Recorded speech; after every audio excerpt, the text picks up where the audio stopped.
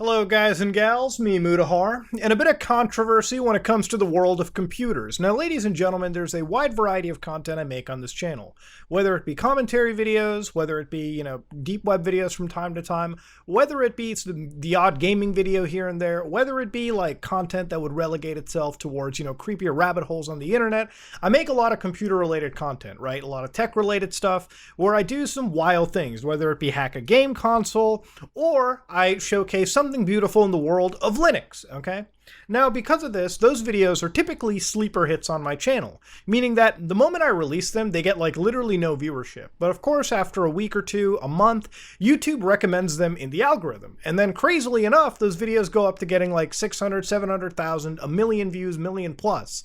And because of it, a message gets spread, I get to talk about computers, and we get more people who subscribe to the channel because of that. But because of those videos blowing up a little later than usual, the landscape of technology changes pretty quickly. So obviously, what could have pertained like 3 months ago may not be information that matters much nowadays, right? Because something completely changes. Now, of course, because of this, I've been shilling Linux, okay? And Linux and me are good friends, okay? All right, friendship broken with Microsoft, never really had it. Now I'm friends with Linux, okay? Traditional old school Indian meme, gonna play into it a little bit. Now, of course, even when it comes to things like virtual private networks, VPNs, some people are like, Muta, why would you ever sponsor a VPN or get recommended? To which I gotta re-clarify a couple things. When it comes to VPN services, you gotta really look at it. 95% of them are unreliable because most of them are hosted in countries that typically still have to abide by laws that basically force them into retaining data. Unless you're using a VPN that operates in the British Virgin Islands, where they don't have to correlate with the government, they don't have to keep stuff recorded, and their VPN service also runs off of RAM-based servers, meaning that every time you connect via VPN, what they're doing is spinning up a virtual machine. It creates a little container, a little provision just for you. So as soon as you're done using the VPN, it kills their little container, done.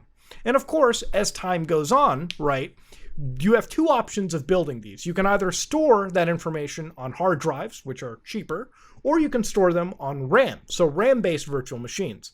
If you store anything on a hard drive, it creates a cache, which is still storing the information you use to anonymize yourself, right? Of course, if it's a RAM-based server, the moment you cut the power, the RAM is gone. It's volatile memory. So unless a VPN service has those two things, never really use one, okay? Simple as that. Do your own research is all I can really say. But now we move on to really where the controversy comes into. Now, I keep my DMs on a lot of things open. You can hit me up anytime you want. And a lot of people ask for computer advice. Sometimes they're like, hey, Muta, I've been hacked. Can you help me out? And sometimes, if I'm not too busy, I will try to help out the best that I can. I really do enjoy helping people out with their computers. I really do enjoy educating and teaching people about computer security. Now, of course, Linux, that I've been shilling for the last few years, really, is a operating system that I guess I've really invoked some false sense of security in some people. People think by using Linux, they won't actually get hacked. And of course, in the last few months, a lot of information has come out that shows that Linux is not as secure as it is, I guess, somehow billed to be.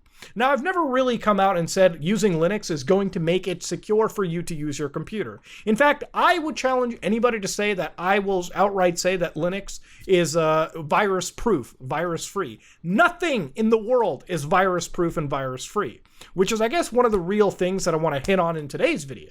When I was a kid, the most popular technical product in our house was a computer or a laptop. And a lot of these devices ran on Windows XP, Windows Vista, you name it. Because it was the only popular device we used and the most popular operating system back then and to this day is still Microsoft Windows, it is the biggest target of malware, viruses, and attacks out on the internet. It's one of the reasons when I browse the internet, I use virtual machines, even though I'm on Linux or any operating system. I literally spin up a virtual machine, then open up the browser within the virtual machine to browse, so that I know if I go to a shady website, the most that can happen is the virtual machine gets infected. Not a big problem. Delete it, spin up a new one, done. No issue. My personal information is still safe. I actually go a step beyond. I run virtual machines within a hypervisor virtual machine. So even if a piece of malware escapes a virtual machine, it gets stopped by the hypervisor virtual machine. It's an extreme way, I admit it, but I do it because it gives me a peace of mind and security. Now, of course, when it comes to Linux, obviously, it's not safe 100% of the way. In fact, if anything, it can be just as dangerous as Windows. Just because you have Windows installed on your computer does not mean that you're, somehow opening your asshole, getting goat seed by the magical internet world out there, okay? Using Windows, you can still be safe. I've never used an antivirus software. I cringe when people download antivirus software. Makes no goddamn sense to me when all you need is some common sense, okay? Windows itself comes with Defender, a pretty good antivirus solution by itself.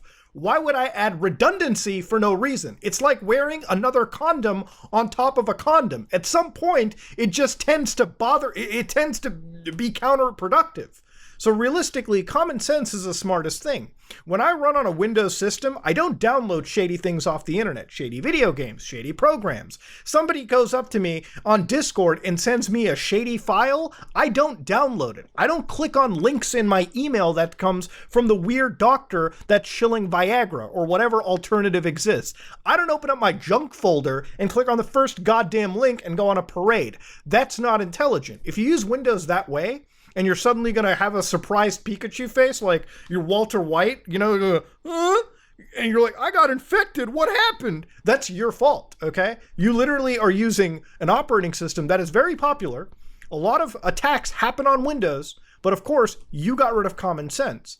Now, it's kind of like saying, hey, Macs don't have viruses. Of course Macs get viruses. What are you talking about? Macs are popular. Like 10 to 15% of the world uses MacBooks, Macintosh products. Of course they're going to have malware. Of course they're going to be targets for attack. Now, Linux, when you're on a desktop, obviously, we introduced something called security by obscurity. The definition of that basically means that you're basically more secure than the other people because you're like 1% of the market share. I use Linux, okay? Out of all of my friends, out of all of my family, I am the only person that uses Linux on my desktop for day-to-day stuff. Everyone else just uses Windows or Mac OS. Now, the reason why I'm safer than them is because I literally am like 1% of the market share. But of course, that's changing. Linux is getting more popular. It's never going to properly dethrone Windows or even Mac. But there are devices like the Steam Deck, for instance, which are Linux bundled devices. This is a Arch Linux device. And of course, this isn't going to be the only device that one day will ship with Linux. The more popular devices like this become, the more popular Linux becomes, the more intuitive it becomes, and the day it happens where you can run Windows applications par for par with Linux, I wouldn't doubt it that a lot of laptop manufacturers may decide to stop giving Windows their blood money and shipping Linux instead. Now, of course, that really just means for the average person, their operating system is different. Most people don't really know the difference. Most people don't even care. As long as that shit can spin up emails, web browsers, YouTube, it's all good. It's all fine.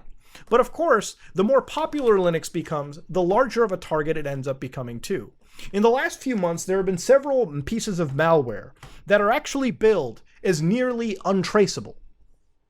Now, for instance, Microsoft has mentioned things like Zordos, which is actually a stealthy DDoS malware that targets Linux devices. There's also malware for Linux IoT devices, which are literally Internet of Things, so smaller devices with embedded Linux that are typically unsecured by design. They get developed, the teams that build these products never forget to turn off things like Telnet services or SSH services or really anything that allow them to be relatively hacked with ease, because a lot of them can be using default passwords to begin with, okay? Once you know default passwords on an embedded device, you can breach into it with relatively no issues, because when it's embedded, it means that it's built, never really meant to be updated. It's just sitting there, pretty unsecured, ready for the picking. Then you've also got things like EvilGnome, for instance, which is malware that's actually targeted to your desktop. Now, this piece of malware literally sits in your home directory for Linux. For those of you who don't know what your home directory is, there are multiple directories underneath Linux. This is the root directory, which is where my operating system is stored. Now, in the home directory, you can see that I have my special home directory. This is my name. This is my user directory. Inside it are all of my personal files. Of course, if a piece of malware busts into this, it really doesn't need crazy password access. It can start to sniff through this directory and download some of my personal information. It's not as secured as one would think. Again, if I download download shady scripts, shady packages, I'm opening myself up to problems. There's also other malware like Symbiote, which targets Latin American financial systems. There's also Orbit, which is a new undetected Linux threat which uses unique hijack of execution flows. Now, this piece of malware is so unique in a sense that most modern malware detection systems aren't able to find it. It's absolutely great at evading, right? Basically, to evade detection, this malware hooks multiple functions to prevent them from outputting information that may reveal the existence of a malicious shared library in running processes. But beyond that, what it also does is it creates a persistent SSH connection. SSH is secure shell. For Linux people, this basically means that you open up a shell that allows you to manipulate anything on a device. This is what a Linux shell looks like. Within this shell, I can do multiple things. I can dig up my system information. I can browse my I can browse my directories just by using a command line. Hell, if I really wanted to, I can actually use software like Lynx to browse the internet within a command line. Now, if I have super user access, like sudo for instance, I can then get root access, which allows full control over my system, no questions asked. Of course, if you give super user access to packages, shady things you download, of course Linux is going to get infected. Of course Linux is going to be unsecure. Linux itself is not completely secure just by design. You got to put effort into it. You got to learn to secure your kernels. You got to learn to secure basic default plannings. If you make an SSH server on Linux, you got to learn to change ports, harden it, whitelist IPs. There's a couple things you have to make sure to protect your device. Just installing Linux is not going to protect you. See, as more devices get popular, the more they're actually targeted. For instance, iPhone devices, right, which are probably the most popular devices right now in the mobile sector. These devices absolutely are a target. You know, companies like Apple put millions of dollars to secure iOS, macOS, tvOS, iPadOS. Doesn't mean bad things can't slip through. Android, which is basically Linux as well too, a different version of it. However, even that can come through a lot of malware itself. Google has a big problem with it. Because Android is a very popular device, a very popular operating system, it's going to be the target of actual hackers. It's up to you to exhibit common sense to not actually end up getting hacked. It sounds very basic when I put it that way, but you'd be surprised how many people end up just getting infected and not thinking twice about the shit they do on the internet.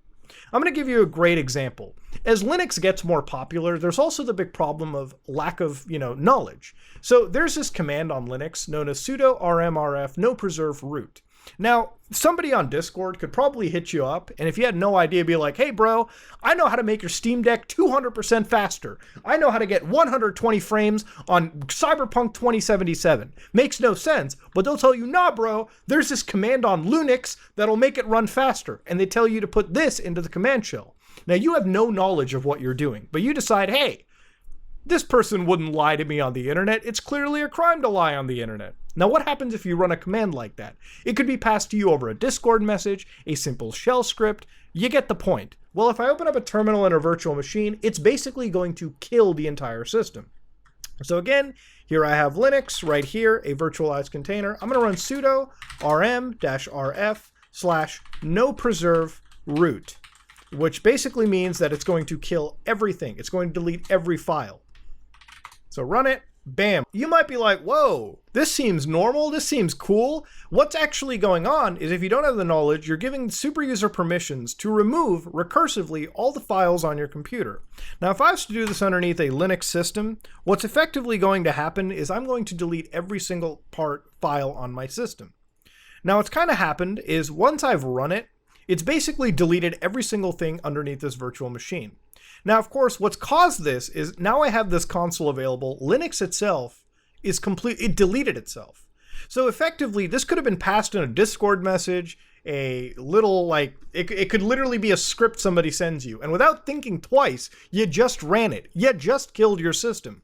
This may not be malware, but it's malicious software designed to literally destroy your system. We've covered Mac malware where literally it was the same exact thing. Now, if I reset the system, what's effectively going to happen is the system will not be able to boot, because guess what, ladies and gentlemen? That nothing exists anymore. So at the end of the day, ladies and gentlemen, I wanted to really make this video to sort of like address a couple things, really just bring everything up to the same speed. This video, from all of the tech stuff that I've ever made, will be completely valid till the end of days. Because it literally does talk about the era of common sense. It tells you that no matter what you use, you will always be unsafe when connecting your device to the internet, because that's just the nature of security. It requires constant, just understanding, like vigilance, if you will. And that's really the end goal of today's video, is to really address this kind of stuff, talk about it, and make you understand that if you're going to be using a computer, just because I tell you to use the almighty Penguin doesn't make you any safer on the internet. You still have to apply a certain level of common sense. Ladies and gentlemen, if you like what you saw, please like, comment, and subscribe. Dislike it if you dislike it. I am out.